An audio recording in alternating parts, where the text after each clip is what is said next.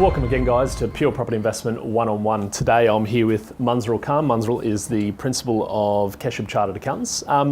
Today we wanted to really follow on from a theme that we've spoken about as well, which is self-managed super funds, and a little bit more about structuring retirement goals. And it's something I think a lot of us probably do, and you would see probably more often than I, maybe a little bit late in the planning process. And I think planning for retirement is something that doesn't and shouldn't happen in your 50s or 60s. It really is something that I think we should, unfortunately, as boring as it may sound to 20 and 30, even 40-year-olds, it is something that should always be part of what your methodology is for investing and where your money's going and where it's coming in. So Munzarul, if you wouldn't mind sharing with our viewers a little bit more about structuring your retirement goals. Yeah, no, it's perhaps it's the all sort of the inclusive question, the most important question as such.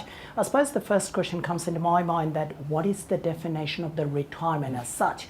What does that mean? Yeah. And there is no one particular answer, right? So I sit down with many investors, and investors sort of say all the way from I would like to retire at 25,000 disposable income to all the way say $1 million per year of disposable income. But I suppose the point is that the first thing is that we need to identify a certain level of revenue that we would like it to be as a passive source of revenue for us for the rest of our life. Retirement doesn't necessarily mean that we sit around, I suppose we do nothing, right? I mean, what do? We love what we do. So it's not so much that it's not doing anything, it's more about providing you the flexibility, providing you the option that I go to work because I choose to go to work. I don't go to work because I have to go to work, right? So I suppose the question comes in is that if we quantify that, what is the retirement? So I sit down with the investors quite a bit, and without being a financial planner, more from an accountant side of it, I ask the question that, what is the level of the disposable income that you would like to retire with? So people come up with a whole lot of different figures. So let's say as an example, if people sort of say that, look, I'd like to have 100,000 passive income per year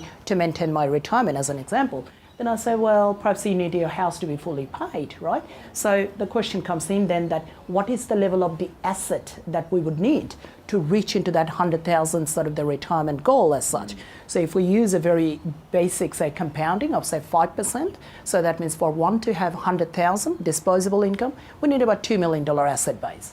Then I suppose we need our house to be fully paid. Median price in Sydney is about $1 million, right? So we add away another $1 million. So we sort of say that on that example, it's a $3 million asset base that we need. So the question, I suppose, is that it is a $3 million gross, $3 million net. It is a $3 million net. So it's a $3 million of overall asset base which is fully paid off. So one way one sort of a structures, a potentially structure, one says that, well, if that is our longer period of goal, then why don't we break it down into a smaller goal? And the smaller goal would be is that let's achieve the $3 million asset base in the first place. Yes, there could be a whole bunch of mortgages against it, and it could be, you know, a certain amount of sort of equity. But let's grab that $3 million sort of an asset base, then we come up with the strategy, how do we pay it off? So it could be as simple as that over a period of time we save and we pay it off as such. It could be as such that we sort of manufacture the equity. It could be as such that rather than $3 million, we buy $4 or $5 million asset base, and then we sort of take a step back and we sell some of those sort of assets as such. Whatever the strategy, there's no one strategy. Whatever the strategy, I suppose the important comment, if I may, is that it's about the quantification of the strategy. It's about that SMART goals. What is my disposable income? What is the time frame that I need to achieve it? And for me to achieve it, what is our step one? How do we achieve that sort of asset base in the first place? And then how do we pay it off over a period of time? Absolutely, man. I think the whole start with the end in mind analogy is really what's vital when investing, whether it be property, whether it be assets, whether it be anything that you're going to try and manufacture either capital or cash flow out of, having an end goal. If you're starting without really an objective, you know, I see it a lot of time, and you probably see it a lot of time as well, is that investors sometimes just become investors because they like it. And that's good and well, because you typically, if you like it, you're probably going to be more involved and you'll get it and you'll be more detail focused. However, if you don't really have an end goal, a lot of the time people are just on the hamster wheel, and then you're chasing and you don't really understand why you're doing it or what you're doing it for. And ultimately, if your objective is you just want to build as big an asset base as you can, then fine, that's absolutely fine as an objective. But if you don't have a number to crystallize and say either by this age or by this absolute capital amount or by this equity amount, this is what I'm trying to achieve, then a lot of people meander through the investment journey without really truly understanding if they've succeeded or not.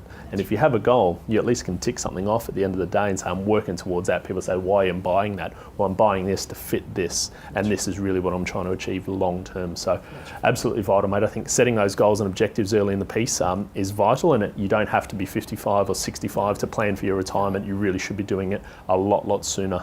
So again, if you'd like to get in contact with Munzil, feel free. The contact details are at the bottom of the screen. Likewise with myself and my team, our contact details at the bottom of the screen, and we're more than happy to have a chat if you do desire. We'll catch up soon. Cheers.